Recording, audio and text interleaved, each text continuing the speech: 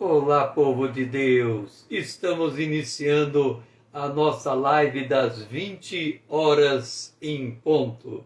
Nós estamos no livro do Apocalipse, no módulo de número 9, a Igreja Cruzando os Séculos. Eu acho que eu perdi as contas de novo, mas me parece que esse é a parte 30 deste módulo, a Igreja Cruzando os Séculos. Mas nós estamos na igreja de Filadélfia.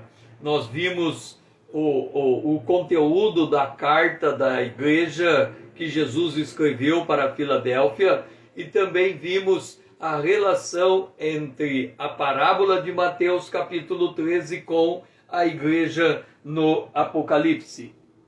Agora vamos considerar o movimento histórico que inicia a partir dos anos de 1833. Antes, no seio da Reforma Protestante, da independência dos Estados Unidos e da Revolução Francesa, o mundo deu início à Revolução Industrial nos anos de 1720, 1820 e 1840, transitando da produção artesanal para a promovida por máquinas, com uso crescente da energia a vapor. O século XIX ele foi todo marcado pela hegemonia britânica sobre o mundo. Nesse novo período, o Ide do Senhor, Mateus 16, capítulo 15, vamos ler o texto para que nós tenhamos a exata compreensão da ordem do Senhor, o exato conteúdo da ordem do Senhor. Mateus capítulo 16, o versículo de número 15. Vamos lá? E disse-lhe: ide por todo o mundo e pregai o evangelho a toda a criatura. Então o ide, ele recebeu um novo influxo, porquanto encontrou uma estirpe de homens que não tinham a sua vida preciosa. Lembra? Atos capítulo 20, verso 24. Antes, tal como uma pérola ilustrada em Mateus 13, 46, estavam dispostos a vender tudo o que tinha por conta desse precioso tesouro. Quem se destaca nesse período? D.L. Moody, de 1837 a 1899, ele foi um norte-americano que fundou o Instituto Bíblico Moody. Temos também Charles Finney, 1792 a 1875, que foi pregador, professor, teólogo, abolicionista e avivalista nos Estados Unidos.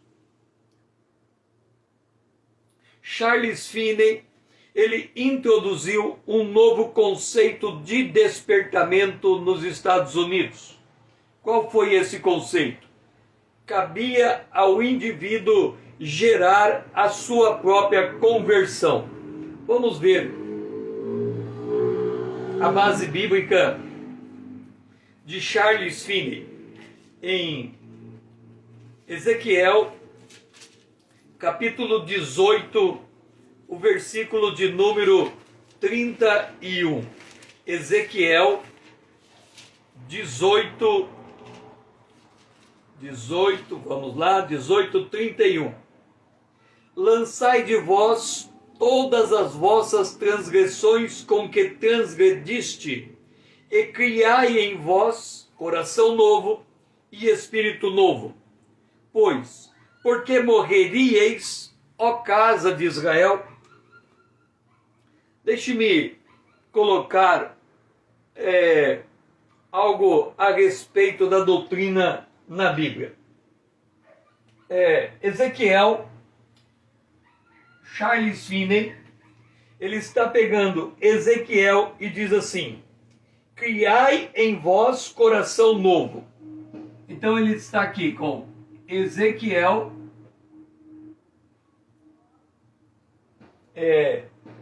18,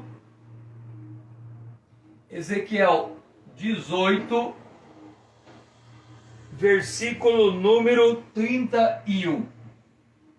Esta é a doutrina em Ezequiel. Criai. Você tem a responsabilidade de criar o seu próprio coração novo. Aí nós vamos para o mesmo livro de Ezequiel, capítulo 36. Vamos ver aqui. Ezequiel 36, versículo 26. Então temos uma outra verdade aqui, na mesma Bíblia, no mesmo livro, em Ezequiel, capítulo 36, versículo 26. Versículo 26. Agora note, são duas verdades que são opostas entre si. Da parte de Ezequiel 18:31 diz: eu tenho a responsabilidade de criar dentro de mim um coração novo. Aqui diz: Deus vai colocar dentro de mim um coração novo. Quem é o executor da ação? O homem ou Deus? Eu conheci um pastor que foi meu professor canadense, pastor Charles, mesmo nome, né?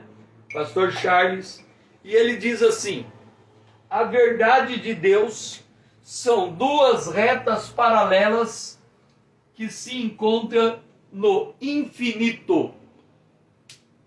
Então, Jesus disse: ninguém vem a mim se o Pai não me trouxer. Neste caso, cabe a doutrina da predestinação. Eu sou predestinado a ser salvo, porque eu não vou a Jesus se o Pai não me levar a Jesus. Predestinação. Mas aqui tem o livre-arbítrio. Eu tenho que criar em mim um coração novo. Agora, rebobinando, e vamos encontrar o caminho vertente dessas duas linhas paralelas. Vamos lá, eu creio que vamos encontrar no Salmo de número 55. Vamos ver se eu vou acertar o número do Salmo.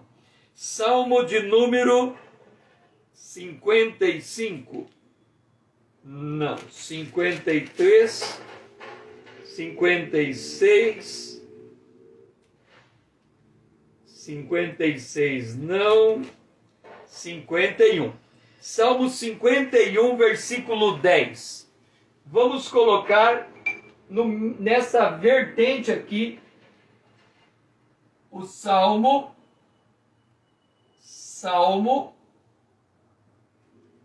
51, versículo 10. Qual é a oração? Cria em mim um coração puro e renova dentro de mim um espírito inabalável. Então nós podemos entender aqui, e aí Charles Finney podia ter a certa razão sobre o que ele está dizendo, nós podemos entender. Cabe a cada ser humano tomar a sua decisão da sua própria conversão. Mas ele não vai tomar essa decisão da sua própria conversão se ele não conhecer a necessidade da conversão. A fé vem pelo ouvir a palavra de Deus. Na vertente entre um e outro, nós encontramos aqui o homem na qualidade de pregador. E ele é aquele que pronuncia a palavra de Deus. E aí vamos para Isaías 55. A palavra de Deus vai e não volta vazia. Ela faz tudo que agrada a Deus. Então ela toca o coração, o indivíduo com o coração tocado por Deus, ele toma a iniciativa de dizer: eu quero um coração novo, eu oro a Deus por um coração novo, e Deus vem e responde, entregando um coração novo. Se nós olharmos a história sem a visão completa, nós vamos achar que de fato tão somente o indivíduo que toma uma decisão de aceitar Jesus como Salvador. O fato é que nós temos a soberania divina e o livre-arbítrio. Então nós podemos colocar aqui essas duas linhas. Aqui nós temos a soberania. Vamos lá. Nós temos a soberania divina. A soberania. E aqui nós temos o livre-arbítrio.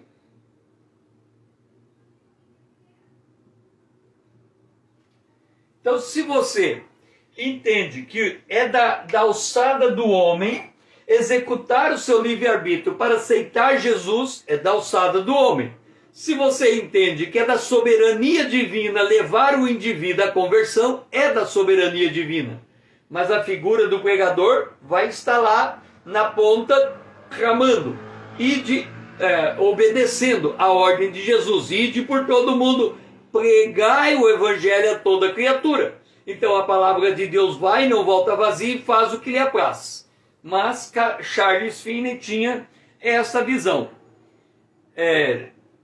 Criai em vós o coração novo e espírito novo. A cruz, para Charles Finney, era a cabal demonstração do amor de Deus, sendo apenas um agente influenciador no movimento da vontade em direção a Deus. Ok. Então, na visão de Charles Finney, este homem que exercia o seu livre-arbítrio, ele fazia em virtude da cruz que lhe era apresentado. Jesus disse, ide por todo mundo, pregai o evangelho a toda criatura. João 3,16. Deus amou o mundo de tal maneira que deu o seu Filho unigênito para que todo aquele que nele crê não pereça, mas tenha vida eterna. Então nós temos o pregador falando do evangelho e o indivíduo respondendo ao evangelho por sua vontade em direção a Deus. Um fato é, Deus preserva o livre-arbítrio do homem e ele mantém ao mesmo tempo a soberania divina.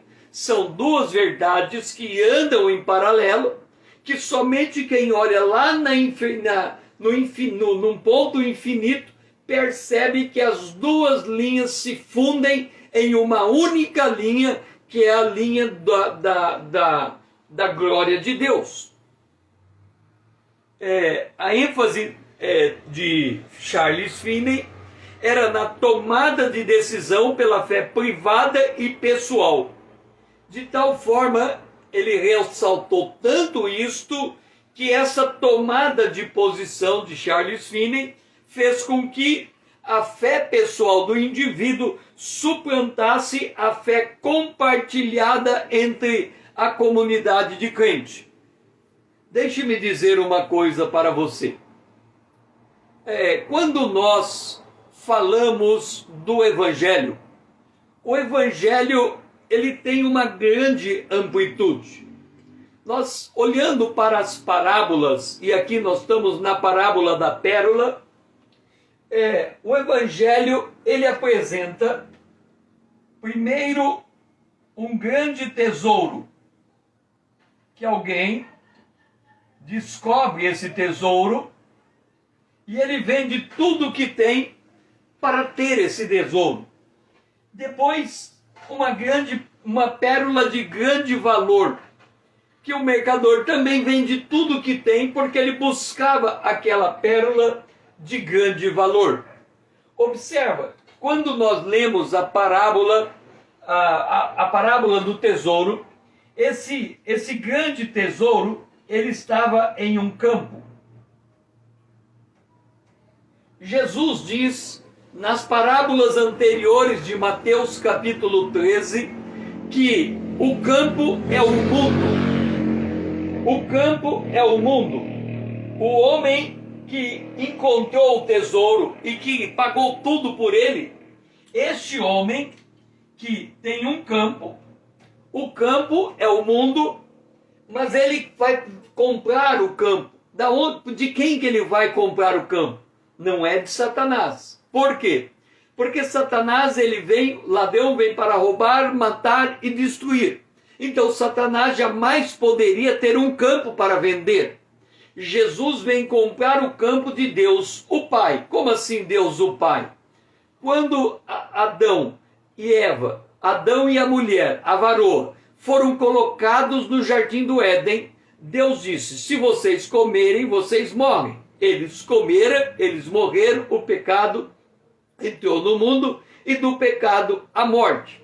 Agora, para quem que Jesus precisa reconquistar o campo que é o mundo, que é o planeta, que é a terra? Para Deus. Ele tem que retomar aquilo que Deus entregando ao homem, o homem perdeu. O que Jesus faz? Ele se faz homem. Mas qual é o preço para comprar a terra de volta? O preço, não só a terra, mas o homem na terra, e ele pega o pacote inteiro. Ele tem que comprar o campo para pegar o tesouro. O tesouro, o homem foi feito do pó da terra. Então ele tem que pegar tudo. Entenda, o homem, nós vimos lá nos módulos anteriores, o módulo 3, o módulo da redenção, que o homem perdeu o seu espírito, ele perdeu o seu corpo, ele perdeu a terra. Na conversão, ele recebe de volta o espírito. No arrebatamento, e na ressurreição e arrebatamento, ele recebe de volta o corpo glorificado. E na volta de Jesus, ele recebe a terra. Bem-aventurado os limpos de coração, porque eles herdarão. Bem-aventurados os pobres de espírito, porque eles herdarão a terra. Falei certo? Vamos lá. Para Mateus, capítulo 5, vamos ver qual é a nossa bem-aventurança. Mateus 5. Bem-aventurados humildes de espírito, porque deles é bem-aventurados limpos de coração, porque verão a Deus. Bem-aventurados mansos, porque herdarão a terra. Então, Jesus ele vem para conquistar o campo, conquistar o tesouro dentro do campo. Quem é o tesouro dentro do campo? O homem. Por que o homem é o tesouro? Porque o homem é a imagem e semelhança de Deus. Então Jesus, para isso, ele morre na cruz. E aí vem Charles Finney e ele entende que a cruz influencia o homem porque ela é a demonstração cabal do amor de Deus. Deus amou o mundo que entregou o seu Filho. De fato, o apóstolo Paulo diz: eu prego Cristo e este crucificado. Jesus disse: quando eu for levantado, a todos atrairei até mim. E esse levantar, no próprio livro de João, no Evangelho, quando fala que Jesus vai ser levantado, no verso seguinte ele comenta, dizendo a respeito da morte que ele haveria de ter. E a morte dele foi morte de cruz. Então Jesus morre como Cordeiro de Deus. Esta era a mensagem de Finney. Só que acoplado a João capítulo 16, versículo 8, o Espírito pega a mensagem da cruz e convence o inimigo do pecado, da justiça e do juízo. E o indivíduo toma a sua decisão de receber este evangelho. Essa é uma fé privada. Agora, se, por um lado, o tesouro, Jesus pagou o preço para adquirir o tesouro, uma vez que ele tem o tesouro, ele abre esse tesouro e ele encontra a pérola no meio do tesouro, vamos assim dizer. Ele está buscando peças de valor. Se nós pegarmos 1 Coríntios, capítulo 3, quando Paulo fala a obra de cada um passará pelo fogo, ele fala do ouro, de prata, de pedras preciosas, e ele fala de madeira, feno e palha, tudo passado pelo fogo. Ali fala da obra de cada um que receberá o devido galardão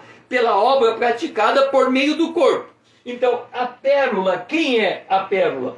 A pérola é a igreja. A pérola é a igreja. Quem é o tesouro? O tesouro é o crente.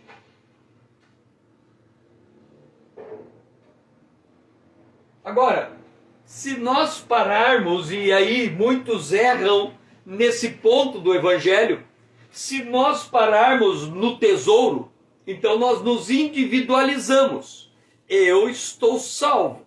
Eu estou satisfeito na posição que eu ocupo no propósito divino. Então, eu me acomodo. No entanto, quando nós olhamos para a palavra de Deus, nós descobrimos que este crente, ele é portador do Espírito Santo. E se ele é portador do Espírito Santo, quando 2 ou 3 se reúnem em nome de Jesus, ali é formado o corpo de Cristo. O corpo de Cristo é uma comunidade. Então não há como o indivíduo crer e permanecer estacionado na sua própria vida pessoal. Por quê? Porque Jesus disse: quem crer e for batizado será salvo. O batismo, ele não tem a propriedade de salvar em si mesmo, mas o batismo é um testemunho público da salvação adquirida em quem recebeu Jesus. Ocorre que para o indivíduo ser batizado nas águas, ele precisa de um corpo local, de uma igreja local. Essa igreja local, ao ele ser batizado nas águas, ele passa a congregar nesta igreja local. Então, a fé privada dele e a fé pessoal dele, a partir do momento em que ele enxerga, ou ele vê, ele percebe, ele crê, ele entende a presença do Espírito Santo dentro dele, ele se vê inserido em um corpo local. Este corpo local é a comunidade. Então, a fé é um equilíbrio entre a posição pessoal e a posição comunitária. Lembrando que há um valor no posicionamento pessoal. Quando nós lemos, estamos já há mais de 30 lives ou 30 lives falando sobre as cartas da igreja do Apocalipse.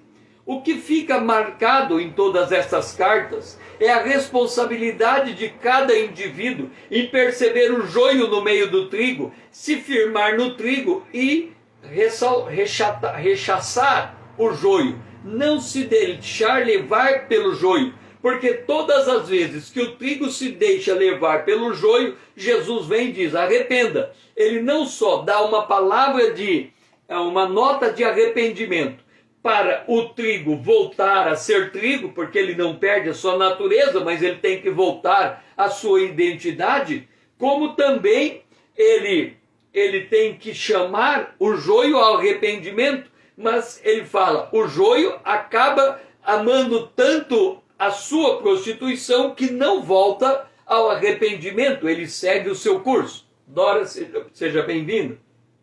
Então, esta é a ênfase da conversão.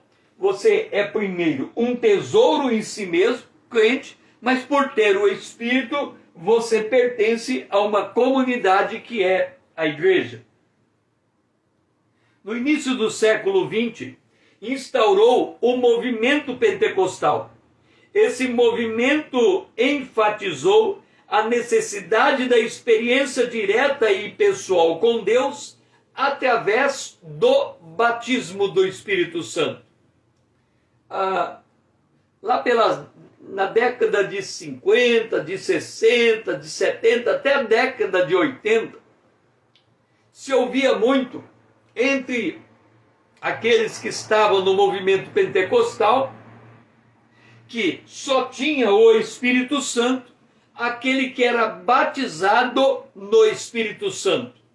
E aí os outros irmãos da fé, a comunidade chamada tradicional, porque a igreja dentre a comunidade denominacional, vamos entender, vamos por parte. Na reforma do período anterior, nós estamos falando deixe-me ver aqui para ser preciso, nós estamos falando da igreja de Sardes. A igreja de Sardes é a igreja que instaura a reforma protestante. O que nós tínhamos? Se nós recuarmos lá no primeiro século, a igreja se forma em uma comunidade viva, baseada na doutrina dos apóstolos e dos profetas, em que Jesus era a principal pedra de esquina. Essa é a primeira igreja. A segunda igreja, a igreja de Pérgamo, era uma igreja que, assentada na doutrina dos apóstolos, eles foram perseguidos até lá pelo ano de 523, eles foram perseguidos e muitos vieram a se tornar mártires. Mas o sangue derramado dos mártires firmou a verdadeira doutrina da igreja, a doutrina dos apóstolos.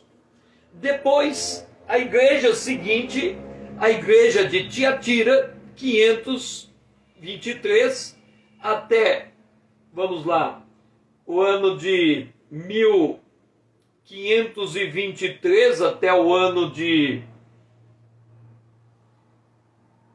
1523, nós estamos falando da igreja de Tiatira, depois temos a igreja de Sardes e Filadélfia, Esmirna, nós estávamos falando da igreja de Esmirna, que é a igreja perseguida, vai até o ano 523, quando a igreja é reconhecida pelo Estado.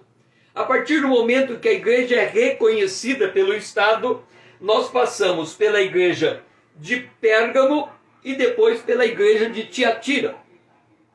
A igreja de Pérgamo, ela ganha um impulso, ela é o grão de mostarda que se torna uma grande árvore. Depois, quando chegamos na igreja de Tiatira, chega junto com a igreja o fermento no meio da massa. Então, podemos dizer que a igreja de Tiatira tem uma prevalência do trigo, do joio, uma prevalência do joio sobre o trigo. Uma igreja que não quer se arrepender. E nós estamos falando do período feudal, do período chamado Idade Média, Idade das Trevas. Então tem o movimento da reforma. O movimento da reforma, a igreja de Sardes, ela instaura o movimento da reforma. E quando acontece a reforma, a igreja volta a se conectar em Romanos 1, 16 e 17. Não me envergonho do evangelho de Cristo, do evangelho, porque ele é o poder de Deus para a salvação de todo aquele que nele crê. E aí caímos aqui. Quem é salvo tem o Espírito Santo. Mas há um esfriamento depois. E nesse esfriamento, há uma busca por aquilo que Jesus disse: ficai em Jerusalém até que do alto sejais revestidos de poder. E a igreja, principalmente a igreja, e antes eu estava falando, quando veio a reforma, houve os concílios reformaram os corpos de doutrina, e os corpos de doutrina formaram a base das denominações. Então nós temos a denominação batista, metodista, presbiteriana, anglicana, a luterana. Todas essas denominações, elas são blocos de doutrinas. Mas o que acontece? A igreja, ela perde a sua presteza na obediência ao ID de Jesus. E aí levanta o movimento pentecostal. Ele olha para a igreja primitiva, viram que o poder, o Espírito Santo foi derramado em poder, desenvolve a doutrina do batismo do Espírito Santo como uma segunda experiência, e ali, a partir dali, desencadeia um grande movimento de avivamento, trazendo vidas a Cristo. Depois, num dado momento, o movimento pentecostal entende que os seus irmãos não pentecostais, ou seja, denominacionais, batista, presbiteriano, metodista, anglicano, eles também têm o Espírito Santo. Aí percebe que a ênfase não está no batismo como uma segunda experiência, mas no enchimento do Espírito Santo como a condição necessária para a revitalização da igreja. E o enchimento do Espírito Santo é uma exortação de Paulo na carta aos Efésios, no capítulo 5. Não vos embriagueis com vinho, enchei-vos do Espírito Santo. No movimento pentecostal, o gatilho do batismo do Espírito Santo seria o falar em línguas estranhas. Então, quem falava em línguas estranhas, este era caracterizado como batizado no Espírito Santo. E o avivamento da Rua Azusa, nos Estados Unidos, foi um dos eventos mais significativos do movimento pentecostal no mundo. O avivamento voltando lá. O avivamento na Rua Azusa, ele ficou conhecido mundialmente como um grande movimento que instaurou o movimento pentecostal no mundo. Depois nós temos William Franklin Billy Graham Jr., 1918 a 2018, evangelista, evangélico, teólogo, arminiano e pastor batista norte-americano. William Graham, Franklin Graham, ele foi o promotor de cruzadas evangelísticas desde 1948. De acordo com a equipe dele, a partir de 1993, mais de 2,5 milhões de pessoas tinham dado um passo à frente em suas cruzadas para receber Jesus Cristo como Salvador. A partir de 2008, a audiência de Graham Lifetime, incluindo rádio e televisão, superou a 2 bilhões de pessoas. Billy Graham alcançou uma audiência direta de quase 210 milhões de pessoas em 185 países. A ênfase de Billy estava na conversão no primeiro momento, que era o sermão evangelístico levando o indivíduo à conversão. Depois tivemos o movimento de Lausanne, com o objetivo de conectar influenciadores e ideias para a missão mundial.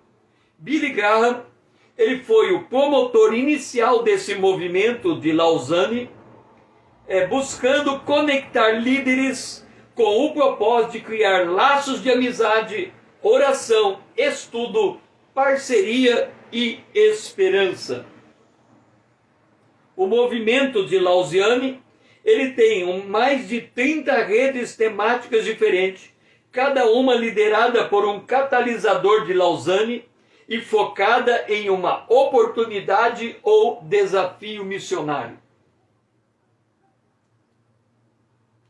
Também temos o movimento 24/7.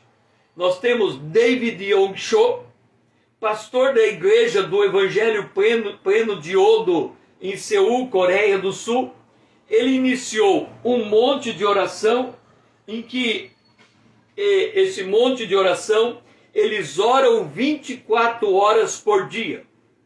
A Casa Internacional esse movimento de oração do pastor Paul Yong Cho, segundo relatos da época que eu li a história dele, na década de 80, naquela época ele tinha 2.000 pessoas orando 24 horas por dia nesse monte de oração. E ao final de semana ele tinha 5.000 pessoas orando 24 horas por dia, 24 horas no dia, no final de semana, no monte de oração.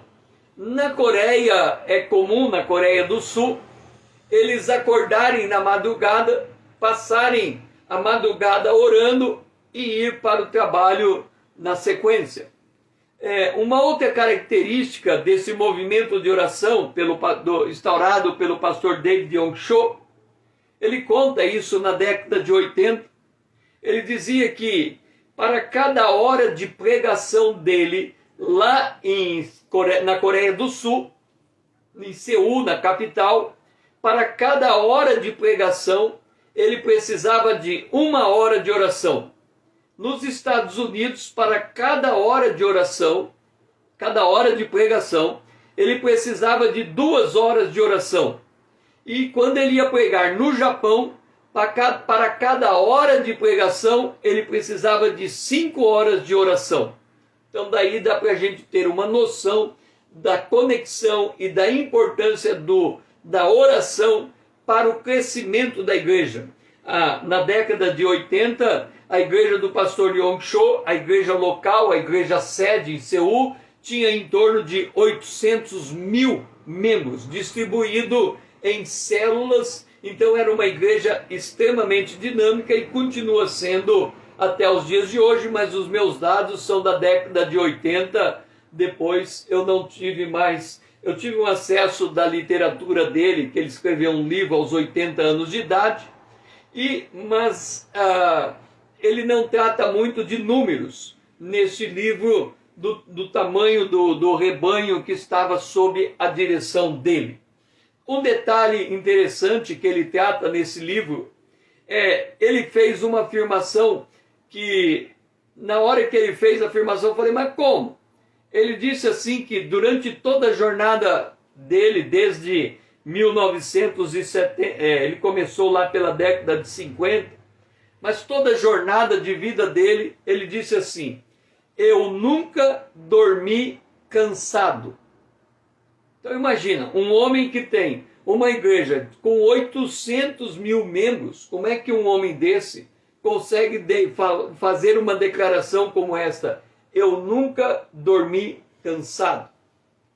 Aí eu fui procurar entender o que ele estava dizendo com aquilo, e na sequência do testemunho dele, ele explica. Jesus disse, vinde a mim todo cansado e oprimido, e eu vos aliviarei. Aprendei de mim que sou manso e humilde de coração. Segundo o pastor Cho, ele pegou este versículo como um princípio na vida dele. Se Jesus disse, todo aquele que está cansado, vem a mim e eu o aliviarei, o pastor Cho disse que todas as vezes que ao chegar a hora de dormir e ele sentia o peso do cansaço do dia, ele dobrava o seu joelho para orar e só levantava quando o fardo do cansaço era depositado aos pés da cruz. Então ele sempre dormia descansado, porque ele orava antes de dormir até a carga natural do cansaço fosse depositada em oração aos pés da cruz. Então este era David Yong-cho. Também temos a Casa Internacional de Oração de Kansas City. Esta casa de oração, Pastor Mike, vamos ver se eu tenho aqui, está fácil aqui. O pastor Mike Bickey. Este pastor, ele tem um movimento de oração que há mais de 20 anos ora 24 horas por dia. Na verdade, toca música 24 horas por dia. Então, se você pegar o link na internet, você pode ter acesso ao espaço de intercessão. Nesse espaço de intercessão, tem músicos que trocam turno de hora em hora, e quando antes do músico sair e o outro entrar, o músico continua tocando até o que entrou tocar também. E quando os dois estão tocando junto, é que o músico que estava tocando pode se retirar. E tem um microfone do lado, e a pessoa que quer interceder, ela vai até o microfone e intercede. Quando ela se dirige ao microfone, a música é reduzida de altura, a pessoa intercede, ela termina de interceder, a música ocupa o lugar. Se não tem ninguém intercedendo, eles estão tocando, se tem alguém intercedendo, a música diminui o seu volume. E eles estão orando há mais de 20 anos, 24 horas por dia, 7 dias por semana. Então, estes são os movimentos da igreja neste período. Deixe-me colocar uma visão a respeito da igreja nesse período, para você entender as diferentes igrejas numa visão, vamos dizer assim, numa visão colocada na linha do tempo. Então, vamos verificar essa visão na linha do tempo. Aqui tem um indivíduo e a vida dele segue seu curso até esse indivíduo morrer em Cristo ou ser arrebatado. As igrejas denominacionais, se nós pegarmos aqui a igreja batista, a igreja metodista,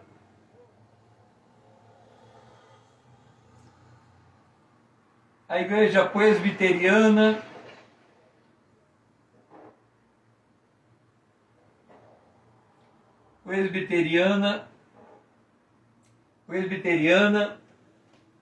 essas igrejas, a igreja anglicana,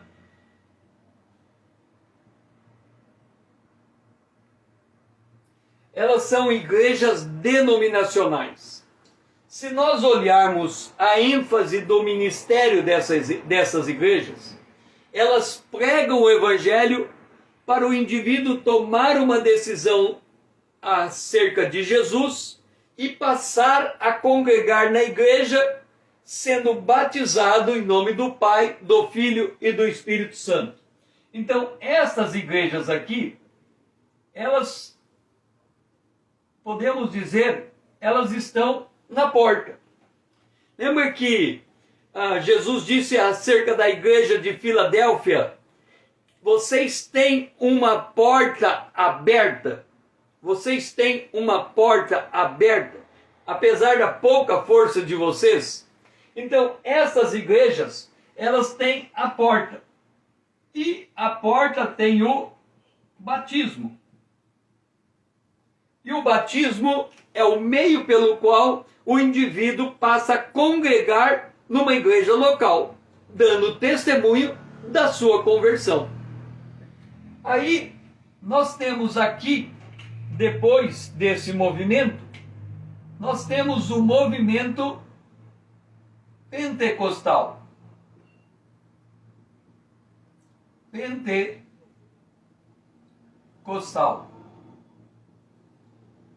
Onde o maior desses movimentos, nós temos a Assembleia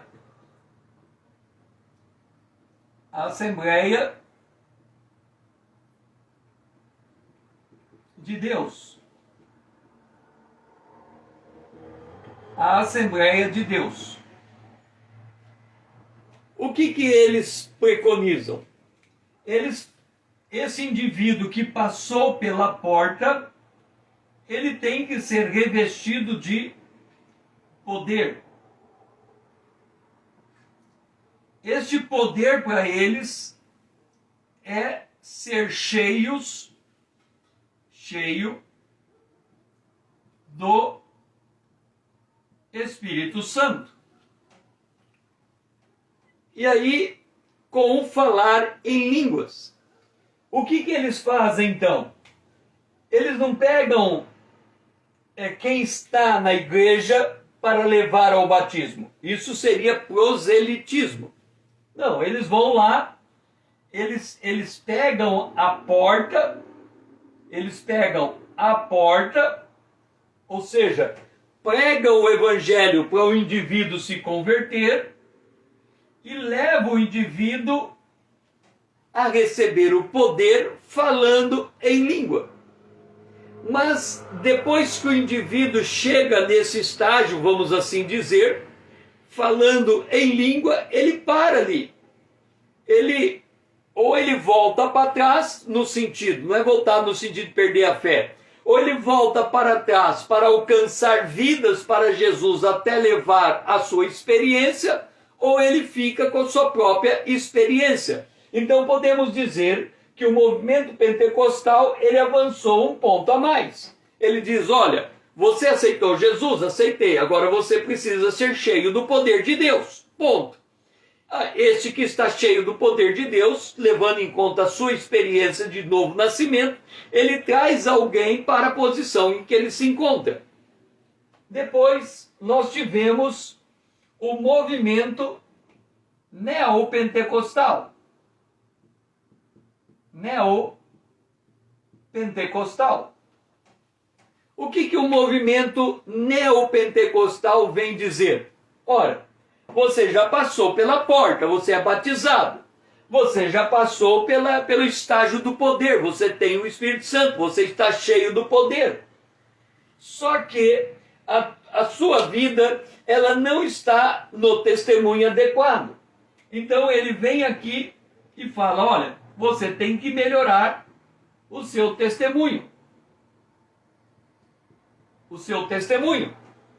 E aí eles vão trabalhar o quesito cura interior.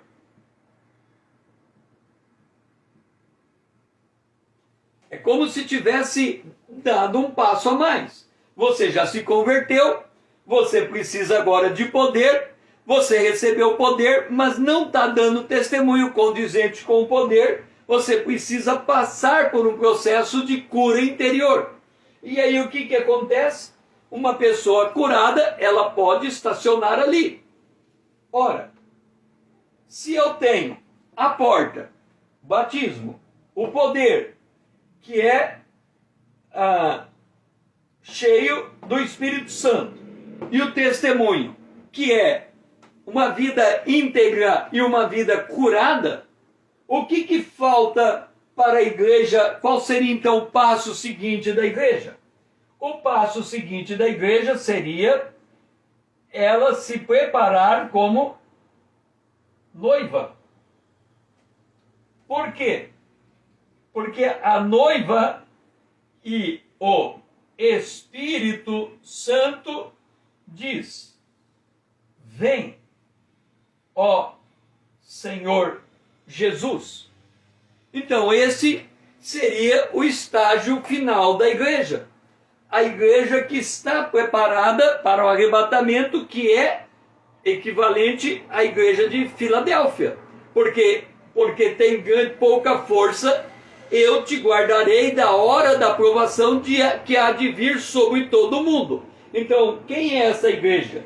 É uma igreja que passa pela porta, ela tem o Espírito Santo, é uma igreja que passa pelo poder, ela é cheia do Espírito Santo, é uma igreja que passa por um tratamento, ela tem sua cura interior, e é uma igreja que é apaixonada por Jesus, e ela abraça a causa do Senhor até que ele venha clamando: ora vem, Senhor Jesus. Então, essa seria a visão que eu teria de como todos esses movimentos da igreja vão formando as pedras de um quebra-cabeça, preparando a igreja para o arrebatamento da igreja.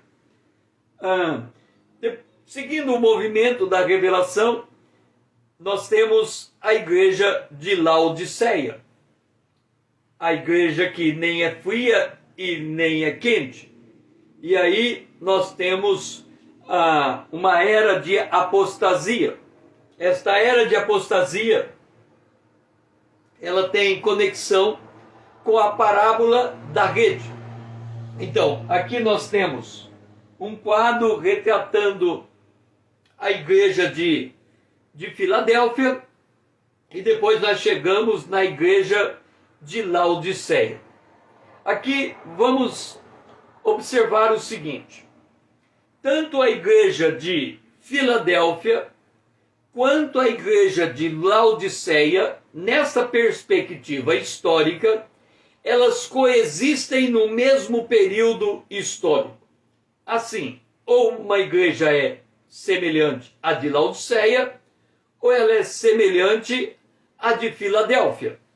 Aqui, olhando sobre a ótica que está sendo colocada das igrejas denominacionais, pentecostais, neopentecostais, olhando sob esta ótica, nós estamos olhando sob a ótica da igreja de Filadélfia.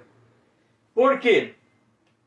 Porque se nós olharmos para o bloco das igrejas denominacionais, citando aqui como exemplo batista, metodista, presbiteriana, anglicana, temos também a igreja luterana, nesta lista aqui, luterana.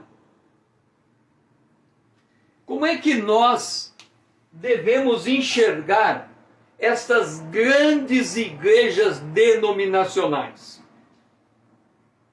Há muitos que olham para estas igrejas, luterana, batista, metodista, presbiteriana, anglicana, olhando sob a ótica do movimento neopentecostal, na gíria falando, eles diriam o seguinte: aquele grupo de igreja é um grupo de igreja que se esfriou na fé.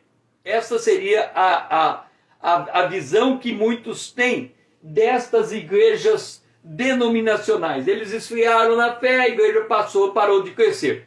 Se nós pegarmos as igrejas pentecostais, por exemplo, o número de membros da Assembleia de Deus, comparado com o número de membros das igrejas denominacionais, o número é muito superior. Aí alguém olhando pela ótica do número, ele pode dizer assim: a igreja que tem poder é a igreja pentecostal, porque elas são grandes em número. Mas entenda uma coisa: qual é o papel das igrejas denominacionais, dessas igrejas que nasceram na Reforma e perduram até hoje? Não olhando sob a ótica do número da sua membresia. Porque se você for em qualquer igreja denominacional, dessas que eu estou citando, você entrando dentro da igreja, você vai dizer: pouca vibração, poucos membros, não vou ficar aqui nesta igreja, poucos membros, pouca vibração. Mas note uma coisa: quando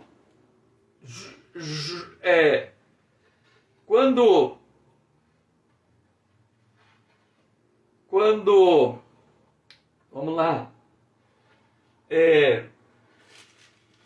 na última carta, Judas, quando Judas escreveu a sua epístola, ela é uma epístola de um capítulo só. Ele começa escrevendo essa epístola e ele diz assim: amados, quando empregava toda a diligência em escrever-vos acerca da nossa comum salvação, todas essas igrejas denominacionais, pentecostais, neopentecostais, têm uma comum salvação, que é o novo nascimento, que é se tornar filho de Deus por receber Jesus como Salvador e Senhor. Caso contrário, nenhuma dessas seriam igrejas. Então ele diz: eu queria escrever acerca da nossa comum salvação, mas eu me senti obrigado a corresponder-me convosco, exortando-vos a batalhardes diligentemente pela fé que uma vez foi entregue aos santos. Então, como é que nós temos que enxergar uma igreja denominacional? Elas são as guardiãs da fé. Como assim, César? Se você for hoje em qualquer igreja luterana, batista, metodista, presbiteriana, anglicana, hoje, entrar dentro da igreja, você não vai perceber o tesouro existente dentro daquela igreja pela aparência daquilo que você encontra, se o teu referencial é número de membros e vibração de um culto. Porque essas igrejas, com raras exceções, são igrejas que se reúnem em torno de 100 pessoas, 200 pessoas, são comunidades pequenas, são comunidades enraigadas na sua tradição, vem de pai para filho, são comunidades que estão ali há muitos anos, centenas de anos, podemos assim dizer, mas elas são guardiãs da fé, porque a riqueza dessas igrejas está no arcabouço doutrinário que cada uma delas possui.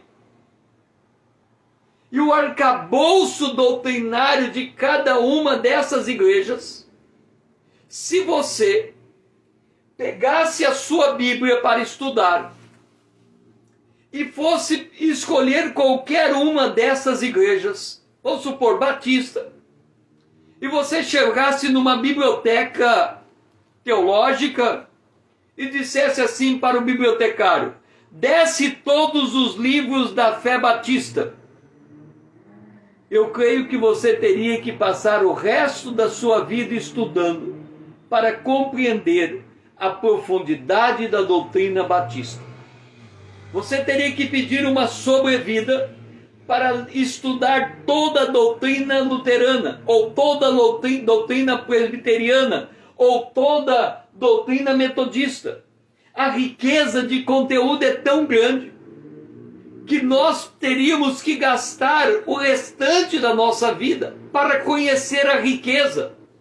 Porque quando você vem para Efésios, no capítulo de número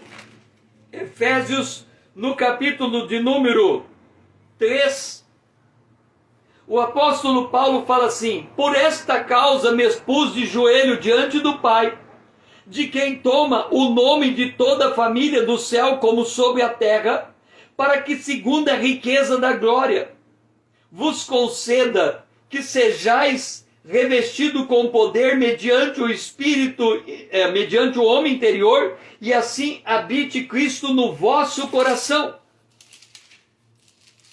A riqueza da glória de Deus é algo absurdamente extraordinário e inesgotável. A Bíblia fala sobre as insondáveis riquezas de Cristo. Então, essas igrejas chamadas denominacionais, elas são os guardiões da porta de entrada do Evangelho. Então nós não podemos jamais menosprezar essas denominações. Pelo contrário, devemos estudá-las, devemos aprofundar o conhecimento nas suas doutrinas, para que nós possamos ter certeza da fé que uma vez foi dada aos santos, e eles são os guardiões.